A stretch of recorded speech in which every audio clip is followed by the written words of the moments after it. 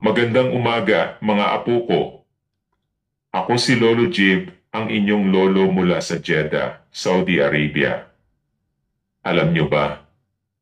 Isang Pilipino ako mula sa Pakistan. Napunta ako sa Jeddah noong 1992 at nakilala ko ang inyong lola. Nagpakasal kami noong Nobyembre 17, 1993 at hanggang ngayon, magkasama pa rin kami. Sana'y magkasama pa rin tayo sa kabilang buhay, ano? Ngayon, may kwento akong sasabihin sa inyo, isang kwento tungkol sa pagiging matapat. Alam niyo ba ang ibig sabihin ng matapat? Ang pagsasabi ng totoo. May isang batang lalaki, si Omar, na laging nagsasabi ng totoo. Kahit na mahirap, lagi niyang sinasabi ang totoo.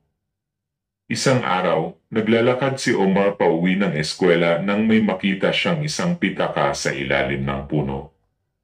Buksan kaya natin. Ano kaya ang laman? Tama. Maraming pera. Sobra-sobra. Ano kaya ang gagawin ni Omar? Itago. Isumbong. Ibalik. Oo nga. Ibinigay niya ang pitaka sa pulis para mahanap ang may-ari. Alam niya na mali ang pagtago ng hindi sa kanya. Ang bait-bait ni Omar, ano?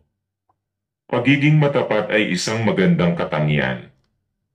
Sa Islam, mahalagang maging matapat tayo. Ito ay nagpapakita ng ating pagrespeto at pagmamahal kay Allah. Alam niyo ba, mga apo?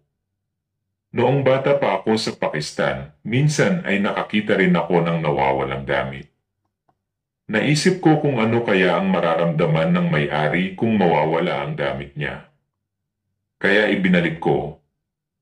Nakakatuwang isipin na ang isang simpleng pagiging matapat ay nagdudulot ng saya at higit sa lahat ay nagpapasaya kay Allah.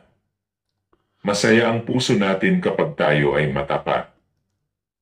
Kaya, mga apo, lagi tayong magsisikap na maging matapat. Mahalaga ang pagiging matapat sa ating buhay. Ito ay magdadala sa atin ng kapayapaan at kaligayahan. Huwag tayong matakot na sabihin ang totoo kahit na mahirap. Mahal na mahal tayo ni Allah at palagi siyang nandyan para sa atin.